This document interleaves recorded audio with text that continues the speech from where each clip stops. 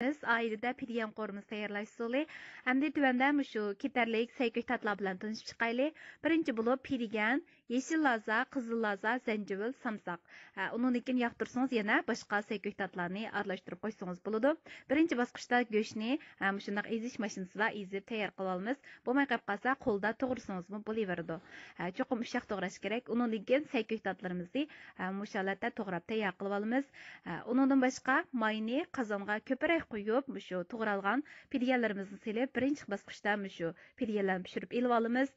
Pidyalarimizni pishirib ep bo'lgandan keyin, ondan biz qozonga bir sapliq may qo'yib, zanjivil, undan keyin to'g'ralgan samsaqni, ondan keyin laz qiyamini selib qo'riymiz, ondan go'shtni selib qo'riymiz.